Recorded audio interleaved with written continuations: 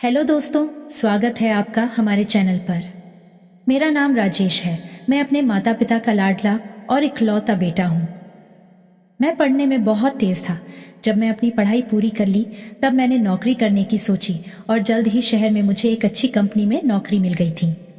शहर में मेरे एक दूर के रिश्तेदार रहते थे। उनका नाम रमेश था। मैं उनको मौसा जी कहता था।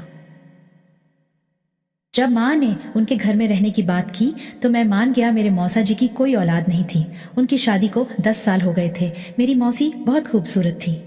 मेरी एक अच्छी नौकरी मिल गई थी जिससे मेरी माँ की खुशी का ठिकाना नहीं था। मौसा जी एक प्राइवेट नौकरी करते थे।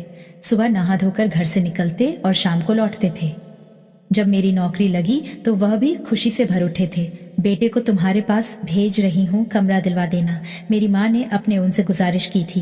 वो बोले, कमरे की क्या जरूरत है दीदी, मेरे घर में 2 कमरे हैं, वह यही रहेगा। माँ बोली, ठीक है, इसी बहाने एक घर का बना खाना खा लेगा और तुम्हारी निगरानी में भी रहेगा। माँ का दिया सामान और जरूरत की चीज लेकर मैं शाम तक मौसा जी के यहाँ पहुंच गया। उन्होंने कहा, यहाँ से बस टैक्सी, सारी सुविधाएं हैं। मुश्किल से 10 मिनट का रास्ता है तुम्हारी कंपनी का। कल सुबह चलकर तुम्हारी ज्वाइनिंग करवा देंगे।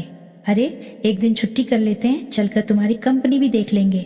दूसरे दिन मैं मौसा के साथ कंपनी गया और वहां मैं अपनी नौकरी ज्वाइन कर ली थी।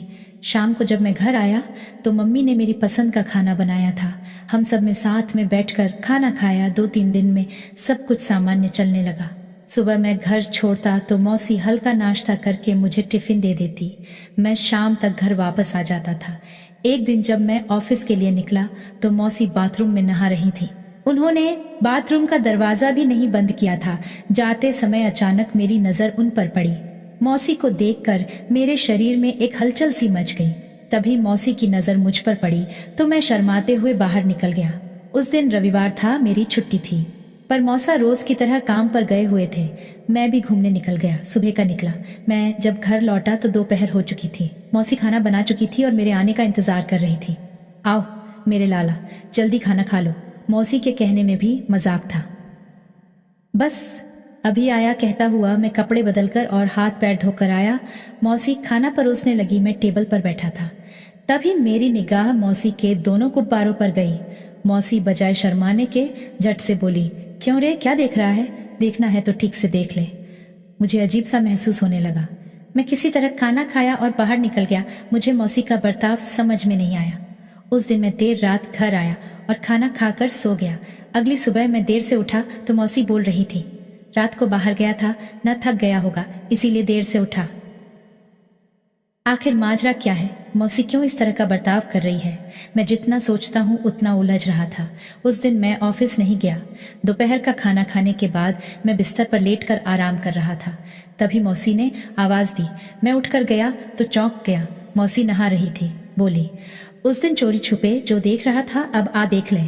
कहते हुए उन्होंने मुझे दोनों हाथों से पकड़कर मुझे अपने सामने कर दिया।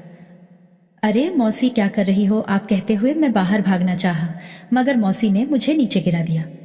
औरत के स्पर्श से मेरे शरीर में करंट दौड़ने लगा और मैं भी मौसी को दोनों हाथों से कसकर पकड़ लिया और धीरे धीरे हम दोनों एक दूसरे में समा गए।